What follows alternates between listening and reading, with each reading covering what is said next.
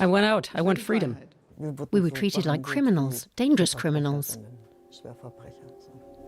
Silke Orphal's and Ilona Seber's state security file is hundreds of pages thick. Yeah, it was here. When this was East Germany, the state security watched and harassed the two women because they wanted to leave for West Germany. 30 years have passed since the Berlin Wall fell.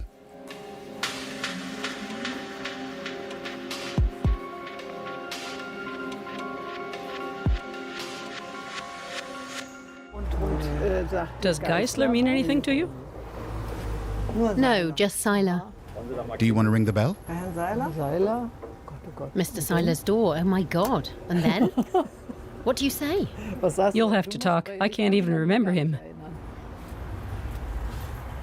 Silke Orphal and Ilona Seber have returned to the house in Berlin where they once lived. Their ex-neighbor still lives there, but he's not home. But the two women find their way in. Just look at this place. It looks a lot worse to Silke than it does to me. I don't think it's all that bad. I think it's pretty grubby. It's not charming. We had our window at the very top, almost over the corner. Looks like someone lives there now. When she lived here as a young woman, her life was anything but private. From the stairwell across the courtyard, the East German state security watched her through a kitchen window. The tree was much smaller then. Did you see the Stasi people standing there? I didn't know until I read it. We never would have guessed. That they were standing here? No. They read about it in their Stasi file. Among the hundreds of papers are intercepted letters, private mail, official correspondence, and lots of informers' reports. Even the ground plan of Ilona and Silke's apartment. On April 30th, 1980, 7 a.m. commenced observation at residence. Light was on in the kitchen and the window was half open. After 50 minutes, the light went out. Seber left the apartment alone and proceeded on foot toward the Samariterstraße subway station. At 7 p.m., the subject was not in the apartment. A matchstick wedged into the door was still in the place mentioned. Surveillance was then ended.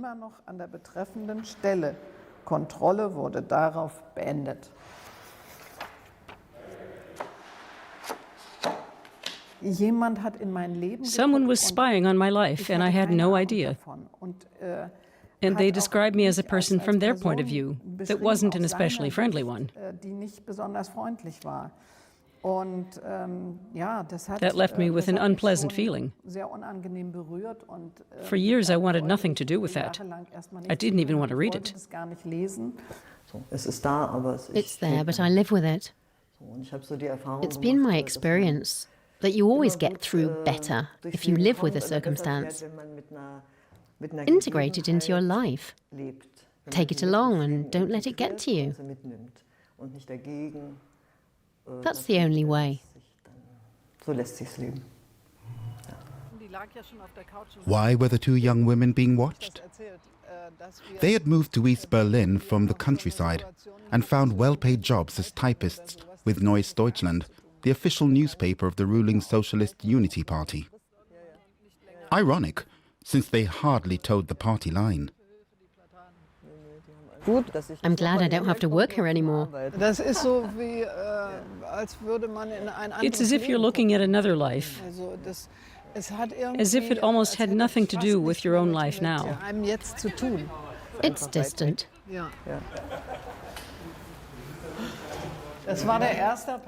That was the first Paternoster lift I'd seen in my life, and the first time I jumped on, I panicked about jumping off again, because I thought it turned upside down at the top. The marketing head of the paper, which still calls itself Socialist, takes us around the building and down memory lane. And there was also Ms. Zuko, but she killed herself. and Sparschuhen personnel. Yeah, she hired me.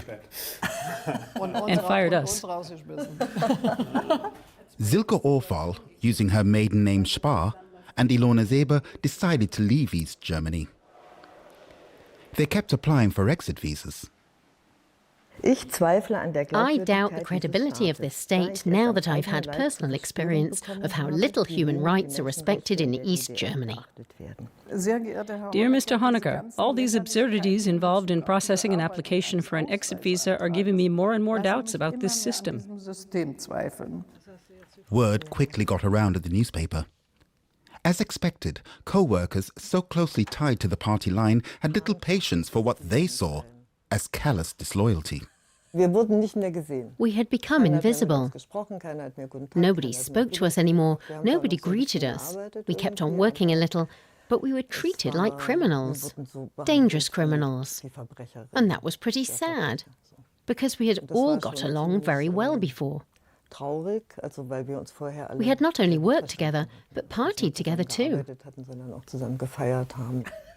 Eventually, they were both fired from Neues Deutschland. Their future prospects were looking bad, and not just professionally. Currently, Spar and Seber are still living in the Neues Deutschland apartment. The personnel department has told them to vacate the apartment as quickly as possible and look for work, as their living space is urgently needed by the Neues Deutschland. In fact, they threatened to forcibly evict us. And we threatened to bring in a West German camera team for them. So nothing happened.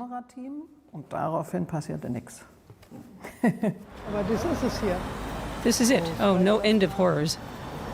That was here? Yeah, that was here. But the system hit back in this official building. Yes, it was really terrible here. The two women were summoned here again and again for interrogations, lasting hours. I've got a bad physical feeling, but no memory. Just a bad physical feeling. I'm getting butterflies in my stomach. Yes, not good at all. Eventually, the interrogation stopped. Today, this is a harmless administration building. It was down there by the next seating area. At least that's the feeling I have. What kind of feeling is that? Not good. No, not a good one. Not fun at all. Not a good feeling. Do you want to go there? I don't know. I feel queasy somehow. Yes, let's go there. You have to return to the scene of the horror. But I feel really awful physically. Really awful. I could just start crying. Then go ahead. I think it was down there, not up the stairs. I'm pretty sure. Here. I'm sure too.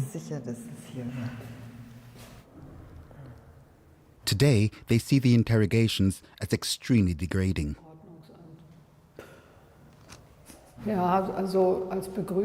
The way they greeted you was like, yeah, I can see right off that they're tramps. And in such a nasty tone of voice. The manner of the two applicants was insolent, demanding, and very arrogant.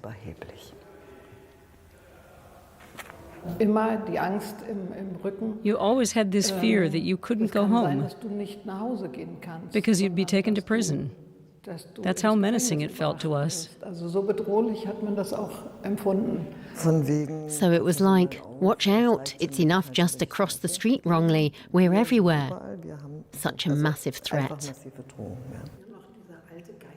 They remember very well the names of the Stasi officers. Would you like to meet them again? No. No. Absolutely not. And of course, I wouldn't be able to hide how much I despise them. And when I despise someone, I don't want to have anything to do with them.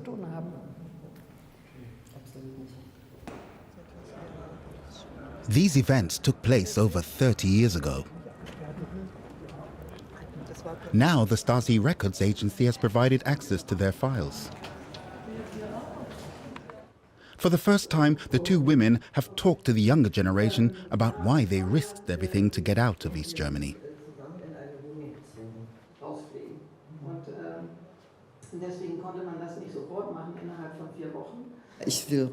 I wanted out. I didn't want anyone dictating that I live here, even if it was socially equitable. But we didn't want that. And at that age, you're brave enough to go ahead and act on it. The fact that I couldn't get out, that I could only go to a few countries that I was allowed to visit, I just couldn't accept that. I couldn't accept the way things were. And so I thought, no, I want out. I want freedom. Silke Olfall's desire for freedom almost landed her in prison, but she found work and protection in a church community. About 9 months later, I withdrew the application because I married the pastor.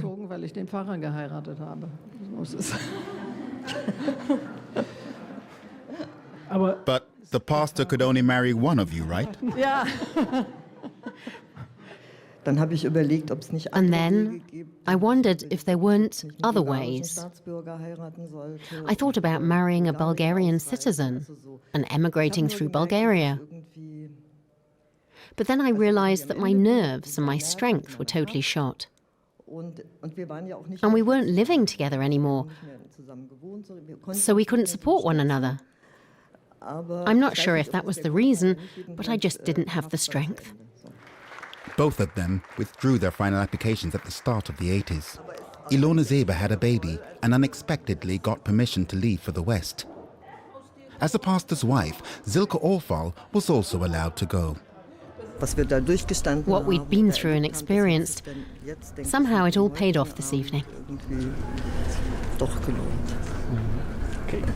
My dream as a teenager was to see the world. Now I've fulfilled it.